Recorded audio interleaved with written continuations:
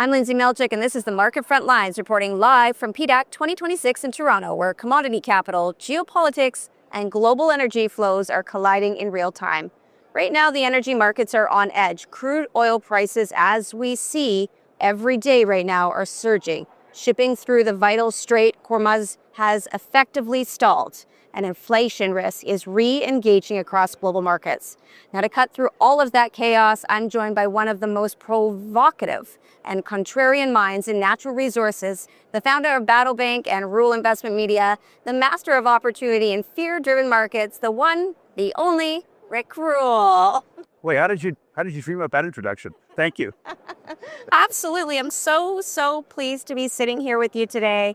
You know, I look back a year ago here at PDAC, and I think it was one of our first quick little interviews last year. We'd just come so far from that, and today we're going to sit and talk about all the things happening that are affecting crude oil, all the things happening that are affecting geopolitics, and how that's affecting our market. And who better than you?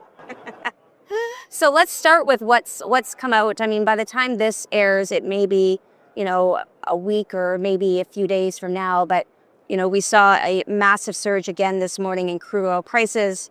We see a stall out to a full blockage in Iran through the Strait, which carries at least 20% of the world's, oils through there. So tell us the perspective on what you're seeing. Lyndsay, more importantly than 20% of the world's oil, it carries about 50% of the world's export crude. So if you're a country like India or China that relies on export crude, or Japan, at least in the near term, you're in some hurt. I don't know whether Iran has the military capabilities to continue to blockade the Gulf. I don't know, and I don't think anybody knows, whether they've laid seaborne mines in the Gulf yet. So how long the straits are closed is a matter of conjecture, and I'm not a military strategist. Absolutely. A few comments on the market. The first is, if we go back a year, you'll recall that I was extremely bullish in the oil business. Yes. Precisely because people hated it. People don't hate it anymore, so I'm a little less bullish. I told your audience to buy Exxon. I told them to buy Exxon at 95. It's at 165. There's a difference between 95 and 165. You need to exercise caution in the oil business right now. There's a lot of investors piling into oil based on news, and the news is going to change. Right. They haven't piled into oil based on arithmetic, but rather because of perception. Looking longer term, the arithmetic still favors oil, not because of Iran, but rather because the oil industry on a global basis is deferring sustaining capital to the tune of almost $2 billion a day. Whoa. That deferral might not affect output in 26 or 27. 28 or 29 is a very, very, very different story. So if you're in the oil game for the 3 to 5 year time frame, you're in the right place. If you're in the oil game for 3 to 4 months, you're probably in the wrong place. Absolutely. That's a great point that you had. Now, global benchmarks have jumped sharply as conflict in the Middle East has definitely keeps surging up and up and up.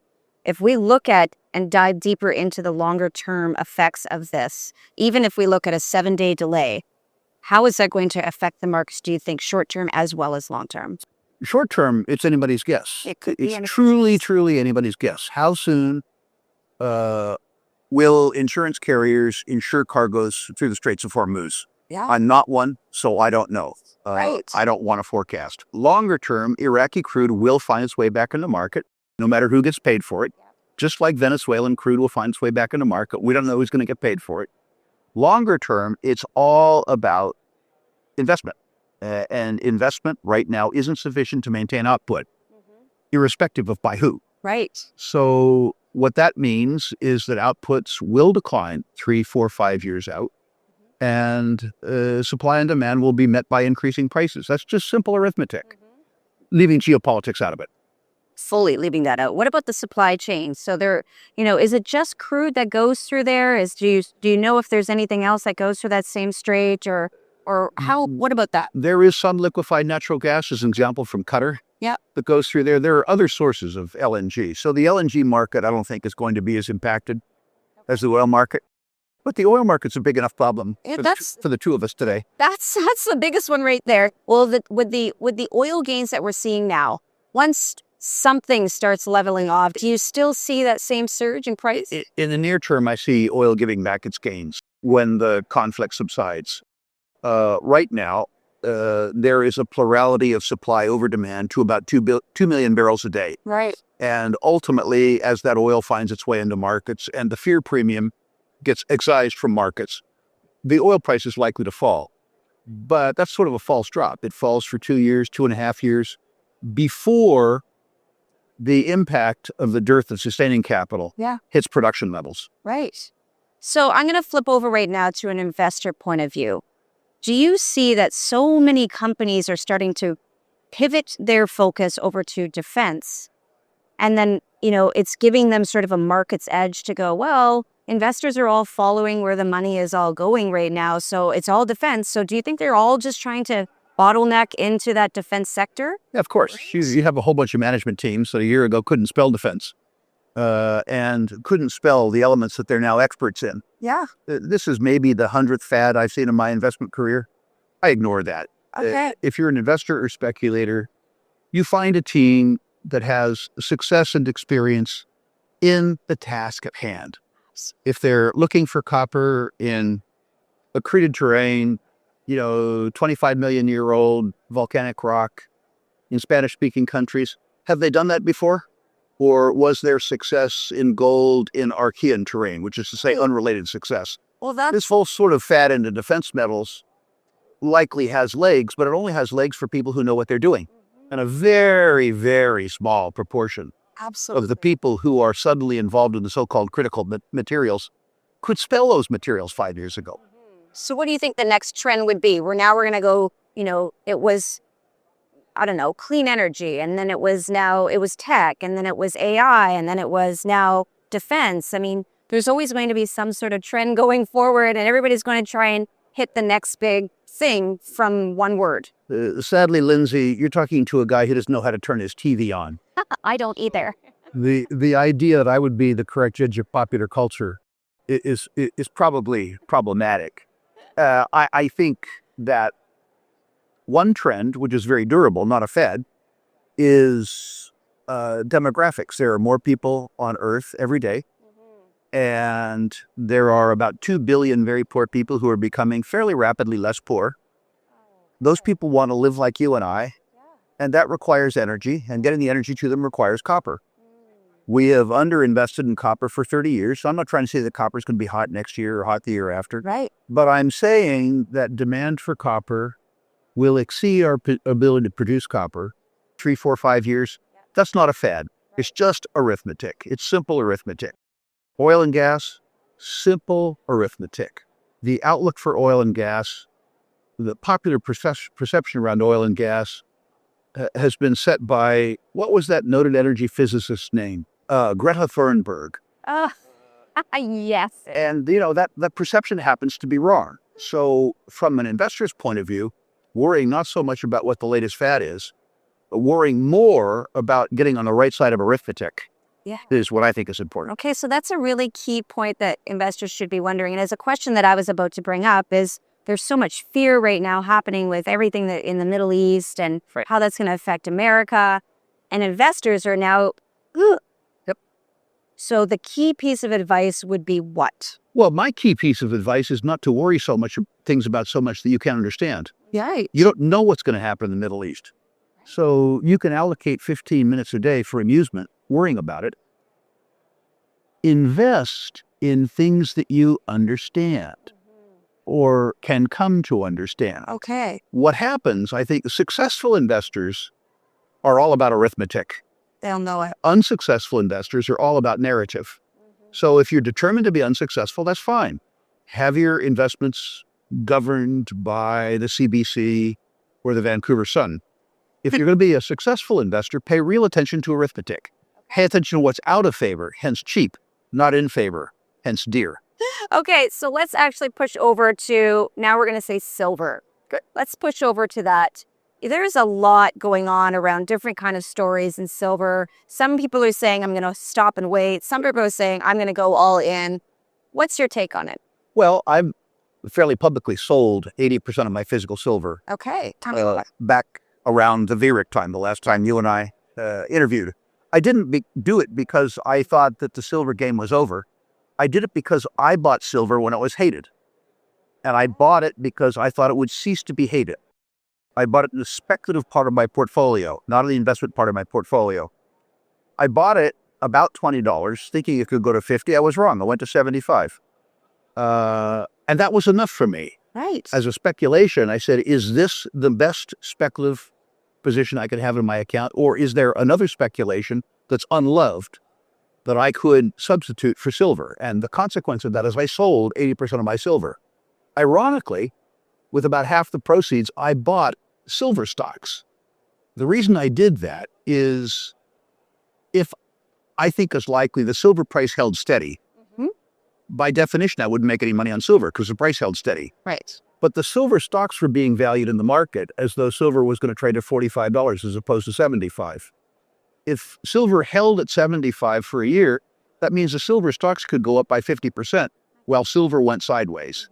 So as a speculation, the silver stocks made more sense to me than silver did. Right. I should say I haven't sold any gold because that's in a different part of my portfolio. It's not speculation for me. It's savings. Okay. I don't buy gold because it's hated. I buy gold because it maintains its purchasing power. That's right. So it's important to note that I didn't sell silver because I hated silver. It's important to note that I hated silver because the role that it played in my portfolio had occurred. Okay. I didn't need to own it anymore. Okay. Let's talk about lithium. I mean, with everything again going on, we're going to bring it back to the Middle East. You're hearing the word lithium being thrown around so much, but yet there's no education. What is it used for? What would they like? All of it. Tell us. I'm attracted to the fact that the bloom is off the lithium rose. Right. I hated it when it was loved. Okay. I remember very much the price going up fivefold, although there was no shortage of lithium. There was a shortage of lithium processing capacity. That's been addressed, and the price precipitously declined.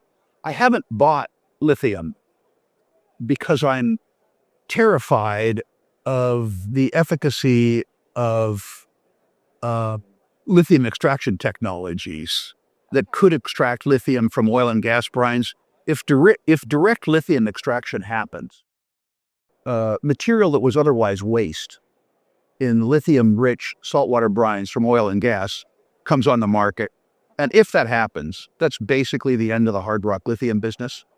And I'm not smart enough to tell you if that technology is going to work. Okay. So the consequence of that is that I don't think I know enough about the lithium market to speculate. I compete against a lot of people who, although they can't spell lithium, think it's either a good or bad place with no knowledge. Absolutely. So why is it being thrown around so loosely right now, given everything that's going on? 6 years ago, it was the flavor du jour, so it's still on people's minds. People raised probably a couple $1 billion around lithium. Right. There's some people who have $3 lithium stock that's trading at 25 cents. They'd obviously like to sell it for more. When I look at the discussion around lithium in the market, I don't see very much discussion about direct lithium extraction. No, you don't. To me, is the most important factor in the market. So I don't engage in those discussions very much because most of the discussion I hear has no value. Right. Now, the next thing on your portfolio is land. Land? Yeah. I want to dive a little bit further into that. You know, where is everything sitting with that? I mean, you're in a different aspect. You're not buying real estate. You're buying what? I have been a reasonably consistent buyer of high-quality farmland and timberland. Right. I don't buy them in times like these when everybody's ebullient. But in periods like 2008, 2009, those periodic crashes, to the extent that extremely high-quality timberland or farmland comes up, where I'm able to buy them, I buy them. Right. I'm 73 years old, right? Old, fat, bald guy. I don't stretch fences anymore. I don't pick vegetables. I'm not a farmer. I lease that land to people who are good farmers. And I lease the timber rights on my timberland to people who know something about Fair enough. logging. But I found that high-quality timberland and high-quality farmland, particularly farmland with attendant water rights, Okay. holds its value over time. That's what I was going to ask is how does an investor look at something like that and know it's high quality? Took me 10 years to learn how. Mercifully, that happened 40 years ago. Right. So, And where is it most rich? Is it in Canada? Is it all over the world? Is it? Canada is politically a difficult place for Americans to own either timberland or farmland. There are some political restrictions in some parts of Canada against Americans. Right. I learned owning a house in Vancouver that when a society tells you they don't want you, you're well advised to listen and go home. Okay. So most of my farmland and most of my timberland investing is in the United States, Right. although a bit of it is still in New Zealand. Okay. Now you're coming from the States. Yes. How is the investor sentiment down in the States right now with the leadership, with everything else going on? What is it? Surprisingly strong. Artificially low interest rates, still reasonably good belief in technology. I'm really surprised, given the various things that could challenge investor perception in the United States. Our budget, Okay. let's be charitable and call it erratic performance of our political class. Yeah. The fact that we seem to be going around the world and punching everybody in the nose. Absolutely. It makes no sense to me, but the American investor right now is strangely sanguine. Well, you're seeing the S&P downfall, you're seeing the NASDAQ downfall, all of these things. Is that specifically based off the leadership or? You say down over months, but really, truly, surprisingly strong. If you had told yourself 10 years ago that the U.S. could kidnap the thug who ran Venezuela That's true. and kill the thug who ran Iran, that we could engage in numerous conflicts in various places while running a $2 trillion deficit, and that the markets would have been intact, you would have said, no way. Right. But here we are. Here you are. We have part of our fleet diverted hanging around Cuba. Yeah. We did go after another thug. We have part of the fleet hanging out in Venezuela trying to steal their oil. We have a third fleet in the Straits of Hormuz. We're running $2 trillion on-balance sheet deficits and $3 trillion entitlement deficits, and the market's still sanguine. And this market's still holding. You have a massive housing problem there as well, and yet they're finding all this money for, war weapons and bombs. So it's a phenomenal thing to watch. You're in very, very interesting territories, we'll say. That's the truth. And surprisingly, if you compare the United States with most countries, we're in relatively, as opposed to absolutely, good shape. Right. One of the things that happens is as many problems as the United States has, relative to other countries, we still have net in-migration of capital, which means people in other countries, as challenging as our circumstances in the United States, we're still comparatively attractive. Which is wild to me because your currency is not going to be as strong as it has been. It's just going to be strong compared to others. That's great. Great. As an example, the flow of funds between Canada and the United States is one way. Mm-hmm. It's south. Mm-hmm. South. Human resources, financial resources. As idiotic as our leadership is, I guess I shouldn't say that your leadership is equally or more idiotic, but the truth is that investors are expressing their preference between the two, Yes. elbows up, by moving the money south. That's so true. So true. And yet everyone complains about it. Right. There we go. Well, Rick, it's been a great conversation. One last thing. You have your own conference coming up in July. Sure. Why don't you tell us a little bit about that? Well, the first thing I can tell you is that for the first time in 20 years, we've sold out the in-person part of the conference. We sold every ticket we have available. Great. We still have online tickets. Okay. You can still attend our conference in the comfort and convenience of your own home. Right. Online. Okay. Why should you? Well, first of all, the conference is 30 years old. We're not Johnny-come-lately to the conference business. If you're successful for 30 years, you do that because your customers think that they got value for money. Absolutely. You will recall, Lyndsay, that anybody who is a customer of ours, if they think they didn't get their money's worth, gets their money back. Yep. Unconditional money-back guarantee. How do we do that? Great big picture thinkers. Okay. People that tell you the way the world is, not the way that the CBC wishes it were. Absolutely. Great companies, all vetted. To be an exhibitor on my floor, you have to be owned in my accounts. No guarantee that because I own the stock it goes up, but there is a guarantee that I've vetted every single exhibitor. At every other conference in the world, including this wonderful conference we're at today, the qualification to be an exhibitor is a check that cashes. Stop. My qualifications are tougher. We have analysts that have been active in resources for 40 years, not people who made their reputation in the last bull market, which I think is important. We have something called the living legends, where people who have built multi-billion-dollar companies from scratch tell you how they did it and tell you why the lessons that they learned can make you so good. a better investor. And this year we have the future legends. people who in their 40s or 50s have already established the credibility, but have 20 years left in their career. So they can make you money next decade, not the last decade. Absolutely. Bottom line to all of this, we are convinced enough about the opportunity that we present to our investors. We have an unconditional money-back guarantee. It makes it so much better. I know I'll be there on the media side as well, so I'm very excited to see that. Thank you again for joining us, and I can't wait for our next conversation too. Great. Again, that was Rick Rule, founder of Battle Bank and Rule Investment Media, a man who has built a solid career turning volatility into opportunity and fear into asymmetric reward. Now, when crude moves, when geopolitics tighten, and when markets wobble, Rick doesn't react. He recalculates. So if you want more of his thinking, you can connect with him at battlebank.com through Rick Rule Investment, and definitely follow him over on X at Rick Rule Rules. I'm Lyndsay Malchuk from Appeton Media, and this is the Market Frontlines reporting from PDAC 2026 in Toronto, where capital meets conviction, because in this market, like this, the question isn't whether there's risk, it's whether you know how to price it. We'll see you next time.